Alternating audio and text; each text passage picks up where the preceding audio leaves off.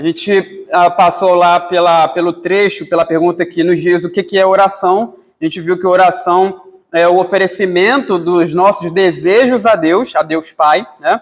Com o auxílio, em nome de Jesus, ou seja, pela mediação dele e com o auxílio do Espírito Santo. Então perceba que a Trindade, ela está envolvida na oração. Nós oramos ao Deus Pai pela mediação de Cristo, ou em nome de Cristo, com o auxílio do Espírito Santo. Depois a gente viu por quem nós devemos orar e vários outros trechos aí sobre essa prática espiritual, né, que é a oração. E hoje a gente chega aqui em como nós devemos orar, né? Existe um jeito certo de orar. Então, não somente o conteúdo da oração deve ser correto, mas também a maneira como nós nos achegamos a Deus em oração deve ser correto, né? Então, a pergunta aqui, eu vou fazer a pergunta, os irmãos nos ajudem aí respondendo, né?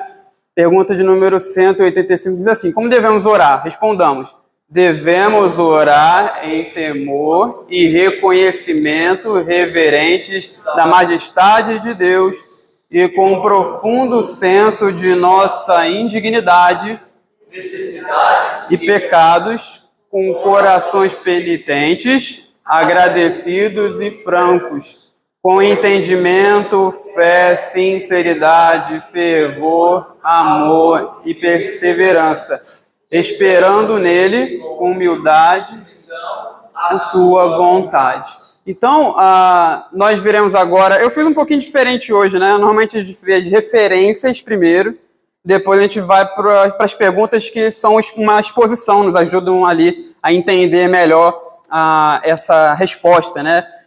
Hoje eu coloquei logo as referências, né? E logo após as referências, as perguntas, para a gente acompanhar tudo juntinho ali, beleza? Então, Eclesiastes 5, 1 e 2, devemos orar consciente da majestade de Deus. Quem achou aí, quem achou pode abrir para a gente. Guarda o teu pé, como entrar na casa de Deus, chegasse para ouvir, é melhor do que oferecer sacrifício de fogo. Eles não sabem o que fazem mal. Não te precipites com a tua boca, nem o teu coração se apresse por a palavra de Deus. Porque Deus está no céu, e tu na terra. Portanto, sejam poucas as tuas palavras. Então perceba aí que o texto, deixa eu abrir aqui, ele começa dizendo para guardar o pé, né? Guarda o teu pé quando entrares na casa de Deus. A ideia é de seja zeloso, seja cuidadoso, né? Guarda os teus passos, a tua maneira de agir na casa de Deus. Chegar-se para ouvir é melhor do que oferecer sacrifício de tolos, pois não sabem que fazem mal. Aí ele fala aí, não te precipites com a tua boca, nem o teu coração se apresse a pronunciar palavra alguma diante de Deus, porque Deus está nos céus e tu na terra, portanto sejam poucas as tuas palavras. Aqui, provavelmente esse trecho aqui, ele está falando do cuidado que nós devemos ter com o voto, né? Quando nós nos achegamos a Deus e em oração votamos alguma coisa a Ele, nós devemos ter muito cuidado. Até o título aqui em negrito fala, né? A loucura de votos precipitados, né? Lembra de Jefté? Lembra de Jefté?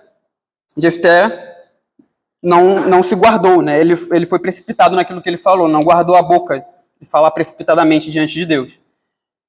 Então, quando nós oramos a Deus, nós devemos ter cuidado por causa da majestade dele. Aqui o texto fala, né, que Deus, ele está nos céus e tu na terra. Ou seja, Deus, ele é majestoso. Ele habita nos céus, né? Ele não é o nosso igual. Então, nós devemos, em oração, né, devemos orar conscientes da majestade de Deus. Porque quando nós falamos coisas erradas, precipitadas, e erradas diante de Deus, ele vai cobrar de nós, visto que Deus é majestoso, ele é zeloso. Então, sempre que nós orarmos diante do nosso Deus, obviamente, nós devemos levar em conta a sua majestade, tomar cuidado com aquilo que nós falamos, a maneira como nós oramos também. Então, o que quer dizer temor e reconhecimento reverente da majestade de Deus? Aqui está fazendo uma alusão à resposta lá do catecismo. Nós devemos orar com esse temor, com esse reconhecimento reverente da majestade de Deus. A ideia de temor, temor tem vários significados na Bíblia, né? Quando a gente vai lá para o trecho onde Deus se revela no Monte Sinai, há várias manifestações ali daquela revelação de Deus ao seu povo, trombetas, trovões, relâmpagos, o Monte Sinai fumegando e tremendo. E o que fala lá? Que o povo se estremeceu. E Moisés fala, não temais, Deus veio para aprovar vocês. Que o povo de Israel estava com medo. A ideia de temor tem a ideia de medo, mas também tem a ideia, em outros trechos da Bíblia, de servir a Deus e também de reverência. O temor do Senhor, em vários trechos da Bíblia, significa a reverência, o respeito devido, o respeito reverente que nós devemos dar ao nosso Deus, né? Então, quando o catecismo fala lá que de temor e reconhecimento reverente, está falando disso. Nós devemos nos achegar a Deus em oração com esse respeito reverente, lembrando da sua majestade, né? E aí nós voltamos a falar o que acabamos de mencionar. Que Deus, ele não é nosso igual. Eu lembro que de algumas ocasiões, né, que pessoas, no momento da oração, acabaram não agindo com certo temor, com reverência, né, diante de Deus. Às vezes eu estava orando, eu estava com um grupo de familiares, né, que também são uma igreja, né, que não é muito boa doutrinariamente, né. E aí eu lembro, eu acho que eu tenho ainda, né? Pelo menos quando eu era mais novo eu tinha língua presa. Então às vezes eu vou falar alguma coisa, vou falar rápido e aí, né? Eu não consigo, dá uma travada. E eu lembro que eu estava orando nesse dia, estava na mesa, eu estava orando pela refeição. E aí eu fui falar uma coisa e não saiu. E eles riram, né? Aí eu fui falar, eu falei errado aqui mesmo, né? Mas vocês deveriam, a gente está no momento de oração, não é hora para rir, né? Tem que se segurar nesses momentos. E às vezes acontece isso, meus irmãos. Um irmão está orando, fala alguma coisa errada, né? Alguma coisa errada, assim, até mesmo às vezes doutrinária, né? Por falta de conhecimento. E aí, às vezes, vai vir a vontade de soltar uma risada, né? Mas a gente tem que se controlar. Porque a gente está orando, a gente está diante de Deus. Aí eu lembro que eu chamei a atenção deles, aí eles falaram assim, eu falei assim, a gente está diante de Deus, a gente tem que ter reverência diante dele. E aí eles falaram, mas Deus também é nosso Pai. Como se o fato de Deus ser o nosso Pai desse, assim, liberdade para não ter reverência diante dele, né? Eu falei, Deus é o nosso Pai, mas ele também é Deus. E ele não é nosso igual. Lembra lá do Salmo 50, né? Deus falando com o ímpio, você pensava que eu era o teu igual? Deus é Deus. Ele é muito mais elevado, majestoso do que nós. Como fala aqui o texto, ele habita nos céus e nós na terra. Então, Deus não é homem, não é ser humano. Se nós devemos prestar respeito, reverência a pessoas que estão em posição, né, acima de nós, quanto mais nós devemos dar reverência e respeito a Deus. Né? E é interessante isso, né? Nós prestamos reverência a homens que estão em posição acima de nós. Eles são da mesma natureza que nós. A questão deles estarem acima de nós é somente em posição. Deus, ele está acima de nós em posição e no sentido de natureza também. Ele é Deus, ele é Senhor de tudo, ele é o Criador de tudo, e a natureza dele é diferente da nossa. Então veja, Deus está acima de nós tanto em posição quanto em natureza. É por isso que nós devemos dar reverência a ele, né? Se achegar diante dele em oração, lembrando da sua majestade, tá? Vários trechos falam da majestade de Deus. A gente viu lá na oração, né, do nosso Senhor Jesus Cristo. Pai nosso que estais nos céus. Jesus reconhece a grandeza de Deus, né? Seu próprio Pai ali, embora ele também seja grande no sentido divino, né? Na sua natureza divina. Então, vamos continuar aqui. É comum nos dias presentes a falta do reconhecimento reverente da majestade de Deus? A resposta é sim. E por que isso? Se você prestar atenção, várias igrejas, né, as pessoas reproduzem isso, elas têm essa falta de reverência para com Deus, justamente porque elas normalmente só enfatizam certos aspectos do ser de Deus. Por exemplo, o amor. Para algumas pessoas, Deus só tem um atributo, que é o amor. Elas não lembram de que Deus é justo, de que Ele é santo, de que Ele é soberano. Elas não lembram dos outros atributos de Deus, só lembram que Deus é amor. Então, na cabeça delas, o fato de Deus ser amor, para elas dá essa liberdade, né, de não levar em consideração, em alta consideração, a majestade de Deus. Outra coisa também, como nós mencionamos, é o fato de Deus ser o nosso Pai, né? O exemplo que eu dei aqui. Então, as pessoas olham para o fato de Deus ser amor, para o fato dele se apresentar na Escritura como nosso Pai, e dão ênfase a esse aspecto do ser de Deus e esquece das outras coisas. Deus não é só isso, né? É como se fragmentassem mentalmente, digamos assim, o ser de Deus. Então, a gente tem que lembrar que Deus não é só essas coisas. Ele tem o atributo, obviamente, do amor, ele apresenta o seu amor nas Escrituras de forma extraordinária, né? Inclusive, quando a gente olha para a cruz, ali está a maior representação do amor de Deus, né? Porque ele abriu mão daquilo que era mais precioso que ele tinha, que era o seu filho, e o entregou para a nossa salvação. Então, o amor de Deus, obviamente, é manifestado nas Escrituras, de uma forma gloriosa, extraordinária, né, na morte de Cristo. Ele também aparece como Pai, obviamente, mas ele também é justo, ele é justiça, ele é soberano, ele é Senhor de tudo. Então, a gente tem que lembrar desses outros aspectos do ser de Deus, tá? E não fragmentar a sua pessoa, o seu ser, né, na nossa mente. Tem muitas pessoas que se dirigem a Deus como se ele fosse seu amigo. Eu sou o irmão camarada, não é isso? Sim, e mesmo assim, né, a Bíblia fala que Deus chamou Abraão de amigo, né? Assim, é possível, claro, obviamente, levar esse aspecto em consideração, mas mesmo assim, isso não dá base para não lembrar da majestade de Deus, porque ele é nosso amigo, mas é Deus, né? Ele é nosso Pai, mas ele é Deus. Então, Deus não é nosso Pai no mesmo sentido que o nosso Pai humano é. Ele não é o Pai da mesma forma que os nossos pais humanos são. Nossos pais são falhos, são pecadores.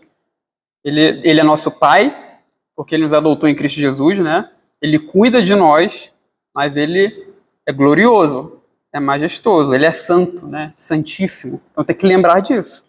E, licenciado Matheus, quando nós, mesmo nós sendo maus, os nossos pais sendo maus, os nossos filhos nos tratam com desrespeito, nós não gostamos. Perfeito. Qualquer pai, se o filho lhe responder, ou se o filho lhe tratar com intimidade acima do limite permitido, o pai diz, né, olha, eu sou seu pai, eu gosto de você, te amo, mas lembra que eu sou autoridade sobre você. Então, nós mesmos temos essa preocupação, como você bem disse, imagina o Senhor como leva isso em conta. E você disse bem que o amor de Deus é representado na cruz de forma extraordinária. E também sua justiça. Na mesma intensidade, porque Isaías vai dizer que a Deus agradou moer o seu filho. Isso foi pela justiça sobre os pecados. Então, na mesma cruz, tem o amor de Deus, uma expressão máxima, e a justiça. Sim. Duas coisas, né? Que não são contraditórias. Estão ali juntas, na mesma ocasião, né? Na morte de Cristo. Continuando aqui. Devemos orar conscientes da nossa indignidade à vista de Deus. Gênesis 18, 27 e 32, 10. Quem achou pode ler para a gente, por favor. Mas Abraão, eis que me atrevo a falar ao Senhor, eu que sou pó e cinza. Sou indigno de todas as misericórdias e de toda a fidelidade que tens usado para com teu servo, pois com apenas teu cajado atravessei este Jordão. Já agora sou 2 anos. Então perceba aí que Abraão, ele fala, diz que me atrevo a falar contigo, ainda que sou pó e cinza, né? Lembra que a ideia de pó e de cinza, lembra que os judeus, por vezes, eles jogavam pó e cinza, os israelitas, né? Jogavam pó e cinza sobre a cabeça em sinal de lamento, de humilhação. Então, a ideia de pó e cinza é essa, né? Pó também na Bíblia tem a ideia de mortalidade. Lembra lá que Deus falou a Adão, tu és pó e ao pó voltarás. Então, Abraão aí está dizendo, em outras palavras, eu não sou ninguém, eu sou mortal, e me atrevo a falar contigo. E aí, a Gênesis 32, 10, foi a irmã que leu também? Obrigado, irmã. Então, você vê aí que ele fala assim, sou indigno de todas as misericórdias de toda a fidelidade que tens usado para com o teu servo, né? Então, é o texto onde Jacó se reconcilia com Esaú, ele se reconcilia com seu irmão, e ele reconhece aqui, né? Ele reconhece aqui, ele está falando com Deus, reconhece que Deus usou de muitas misericórdias com ele, o abençoou muitíssimo, e ele vê que ele não é indigno, né? Ele é indigno de todos os benefícios, todas as dádivas que o Senhor, com a qual o Senhor o abençoou. Então diz aqui, o que quer dizer o catecismo com um profundo senso de nossa indignidade? Então, é exatamente o que nós vimos nesses textos, mas é a ideia de que nós não merecemos nada. Tá? Deus, ele não é obrigado a atender as nossas orações. Então, a gente vê por aí pessoas quando oram, né, exigindo, falando com Deus assim, de modo até desrespeitoso. Exigindo, aí tem algumas igrejas neopentecostais, né, que falam, eu decreto, né, eu exijo. Eu já vi gente falando, eu reivindico isso, né, como se tivesse algum direito. Isso é desrespeitoso com Deus. É esquecer daquilo lá que a gente falou no início, da majestade dele. Então, nós não temos direito nenhum. Deus não é obrigado a nos atender, ele não deve nada a nós, né? É interessante que o Guerra dos Voz, quando a gente lê lá a exposição do Catecismo Maior, ele lembra da ideia da aliança, né? Que Deus, ele está tão acima de nós que nós não poderíamos nem ter acesso a Deus se ele mesmo não viesse, não se achegasse a nós e nos levasse para essa comunhão com ele. Então, nós só temos acesso a Deus porque ele quis. Nós não temos nem direito de exigir nada da parte dele. Não é obrigado a atender as nossas orações. É por isso que nós devemos nos achegar a Deus com esse senso da indignidade, né? Então veja que duas coisas estão juntas, tanto a majestade de Deus quanto a nossa indignidade, né? Devemos orar conscientes de nossas necessidades pessoais. Lucas 15, 17 a 19. Então, caindo em si, diz, quantos trabalhadores de meu pai têm pão com fartura, e eu aqui morro de fome. Levantar-me-ei e irei com meu pai e direi, pai, peguei pão do céu e diante de ti. Então, perceba aí que a ideia das necessidades, né? O que quer dizer profundo senso de nossas necessidades? É ter a consciência de que nós precisamos, existem coisas que nós precisamos da parte de Deus, né? Lembra que dele vem todas as dádivas, vem todas as bênçãos. Então, quando nós nos achegamos a Deus, nós oramos a ele, devemos ter a consciência de que nós temos necessidade. E isso é lembrar de que nós dependemos dele. Meus irmãos, é bem importante isso aqui, é muito interessante, porque veja como a diferença entre Deus e nós, né? Deus tem um atributo chamado aceidade. A aceidade de Deus é a ideia de que ele é digamos assim, autossustentável. Ele se autossustenta, ele não depende de ninguém, ele não precisa de nada. Ele não precisa de nós. Embora ele tenha nos criado, ele se relacione conosco, ele não precisa de nós. Se Deus quisesse viver a eternidade, digamos assim, sozinho que eu estou falando, né, entre as três pessoas da Trindade, né? Porque Deus não está sozinho no sentido pleno, digamos assim, né? Porque existem três pessoas, ele se relaciona consigo mesmo, né? Ali dentro desse relacionamento trinitário, né? Interpessoal trinitário. Então, se ele quisesse viver assim para sempre, ele poderia. Não precisava ter criado nada, criado, né, o mundo todo e os seres humanos e se relacionar conosco.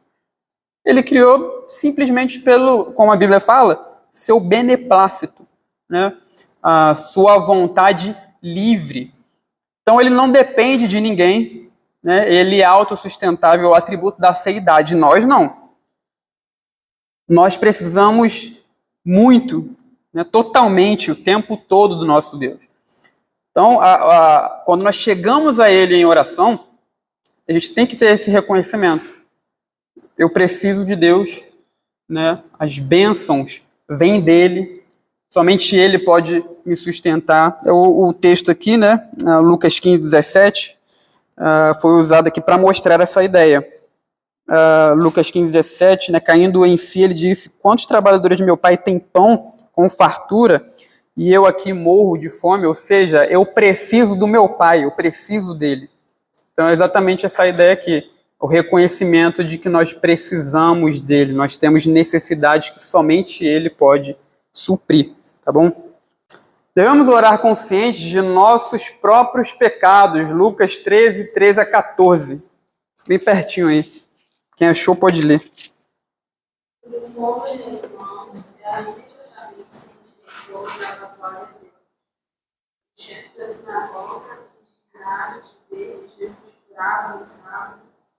Disse a multidão: 6 dias há em que se deve trabalhar, e depois desses dias para serem curados, não possível. Então, a ideia de que nós precisamos de cura, né?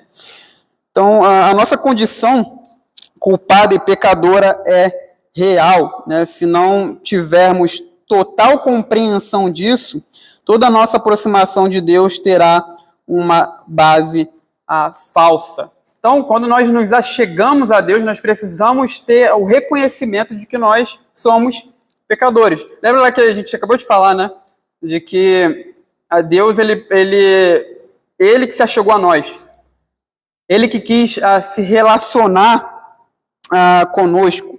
Então, quando nós nos achegamos a Deus, nós precisamos reconhecer a nossa dependência dele, de que nós necessitamos dele, tanto para as dádivas que ele nos dá, quanto também para o perdão de pecados. Então, é interessante, né, que Calvino, quando ele fala de liturgia, né, uma das coisas principais, a primeira coisa que ele colocou como elemento ali dentro da liturgia no culto é a parte que fala de perdão de pecados, né? Porque quando nós nos achegamos a Deus, nós devemos ter esse reconhecimento. E todo o culto, na mente de Calvino, né? Todo o culto, ele é aceito por Deus quando nós reconhecemos que precisamos do perdão dele. Então, vem o perdão, a reconciliação com Deus, né? Aí, então, ele nos aceita, ele aceita o nosso culto. É por isso que é muito importante, né, o reconhecimento dos pecados na oração. Então, o Gerardo de Voz, ele diz o seguinte: se não tivermos a consciência da nossa necessidade, as nossas orações serão tolices. Se não tivermos o senso de necessidade, como poderemos pedir sinceramente algo a Deus. Não podemos jamais nos aproximar de Deus corretamente na oração sem, ao mesmo tempo, reconhecermos a pura verdade a nosso respeito. Aquele em que falta o profundo senso da sua pecaminosidade fará inevitavelmente uma oração cheia de justiça própria, a qual só pode ser abominável a Deus. Então, lembra lá do fariseu e do publicano, né? A parábola do fariseu e do publicano, onde ambos estão no templo, ambos se dirigem a Deus em oração, e um ora ali diante de Deus, cheio de justiça própria, né? Lembrando dos seus feitos, de que ele dava o dízimo de tudo, que ele jejuava 3 vezes por semana. Então, o fariseu ele lembra diante de Deus dos seus feitos, né? Da sua justiça, da sua retidão. E o publicano, ele faz uma oração simples, né? Uma oração apenas onde ele reconhece os seus pecados. Senhor, ser propício a mim, que sou pecador. Então, veja, nós nos chegamos diante de Deus, é isso que deve haver no nosso coração. Esse senso da nossa pecaminosidade, da nossa necessidade de perdão diante de Deus, não um senso de justiça própria. Porque justiça absoluta ninguém tem. Então, nós não devemos nos achegar a Deus diante dele com uma mentalidade desse tipo. Eu sou justo, eu tenho justiça própria, lembrando a ele, né, das coisas que nós... Eu venho aqui na igreja 3 vezes por semana, estou aqui no culto domingo, de manhã à noite, se tiver reunião no sábado eu também estou lá. Né? Isso é apenas nosso dever, né? É o que Jesus fala lá naquele trecho, né? Quando vocês fizerem tudo o que vocês têm que fazer, o que vocês falam? Nós somos servos inúteis, né? Pois fazemos só aquilo que nós devemos fazer, nossa obrigação. Então, não tem que se gloriar de nada. Tá? Quando nós fazemos aquilo que Deus nos manda, a gente não tem que se gloriar em nós, mas em Deus. Né? Porque é Ele também que nos dá a capacidade para obedecermos e andarmos em retidão diante dEle. Devemos orar em espírito de arrependimento. Então, alguém abra lá em Salmo 51, 17. Devemos orar em atitude de gratidão a Deus, Filipenses 4, 6. Devemos orar com corações francos e abertos, com profundo desejo de receber as bênçãos de Deus. Outro abra lá em 1 Samuel 1, 15. As propícias agradáveis a Deus com o espírito quebrantado, coração contigo e contigo, não desprezarás com ele. Então veja, a ideia de que nós devemos orar com espírito de arrependimento. Que espírito é disposição, né? Disposição de arrependimento, de se arrepender dos pecados. Então veja ali que Davi fala que o coração compungido e contrito, o coração com esse senso essa disposição de arrependimento, Deus não despreza. Vamos orar em atitude de gratidão a Deus, Filipenses 4, 6. Não andeis ansiosos de coisa alguma, porém, sejam conhecidas diante de Deus as vossas petições, pela oração e pela súplica, com ações de graça. Então, a petição e súplica com ações de graças, né?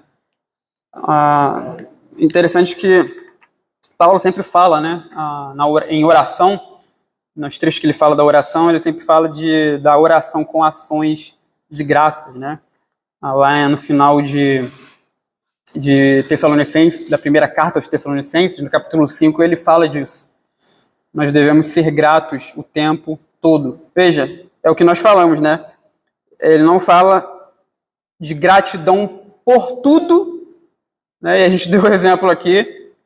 Deus não está pedindo ali, por exemplo, tem um crente que ele tem filhos, e aí tem uma filha que foi estuprada, Deus não está falando para ele agradecer pelo estupro da filha.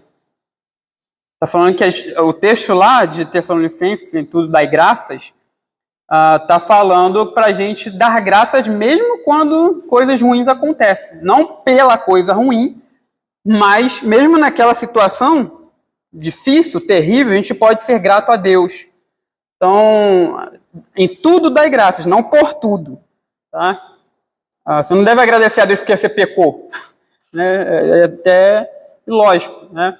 Então, a oração ela deve ser acompanhada de ação de graça. Em todo tempo, em tudo, nós podemos agradecer a Deus. Outro abra lá em 1 de Samuel 1,15 e 2,1 também.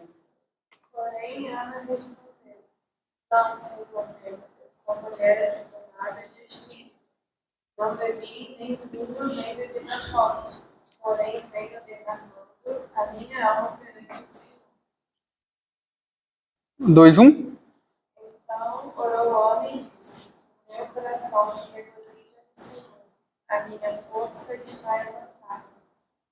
No Senhor, a minha boca se ri dos meus inimigos, conforto e alegro na tua salvação. Então, a ideia de ser franco, né, diante de Deus. A Ana aqui, ela fala que estava derramando o coração dela diante de Deus. Lembra que na Bíblia o coração é a parte mais íntima, a parte central do nosso ser. Não está falando do órgão que bombeia, né, o sangue. Está falando da parte central do ser humano. A gente pensa com o coração, a gente toma atitudes com o coração. Então, a ideia de ser franco, de ser verdadeiro, de ser sincero diante de Deus. Então, nós devemos orar com corações penitentes, contritos, arrependidos, com o coração agradecido e também com o coração franco, né? Até porque, meus irmãos, veja, a gente já falou da ideia do arrependimento, do reconhecimento que nós precisamos do perdão de pecados, né? Mas veja, falando aqui da franqueza, se nós não somos francos diante de Deus, Deus vai saber. Ele conhece o nosso coração bem mais do que nós mesmos. Então a gente consegue esconder coisas das pessoas, esconder até mesmo nosso estado de espírito, né? Nós conseguimos esconder. Às vezes não. Às vezes a gente está tão mal que as pessoas a percebem. Né? Outras vezes a gente está alegre, isso é bem nítido, porque transparece no nosso rosto, né? A alegria. A gente consegue, por vezes, esconder as nossas emoções, os nossos sentimentos, o nosso estado de espírito, as nossas intenções e propósitos das pessoas. Mas Deus, nada é desconhecido para Ele. O nosso coração, aquilo que nós intentamos, os nossos propósitos, isso tudo está bem claro. Né? A gente lê isso lá no Salmo 139, né? Quando o salmista fala que o claro e o escuro para ele é a mesma coisa. Antes que me chegue a palavra, a língua, ele já sabe tudo o que eu vou falar.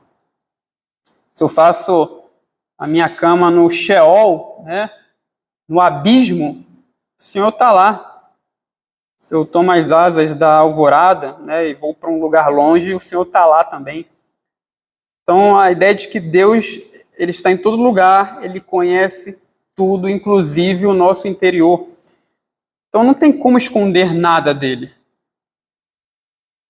Orar com o coração não franco, não sincero diante de Deus, é pecaminoso. Pecado. Se já é errado a gente não ser franco com as pessoas, a gente não ser sincero, verdadeiro com as pessoas, quanto mais para com Deus, né? E Ele vai saber, obviamente.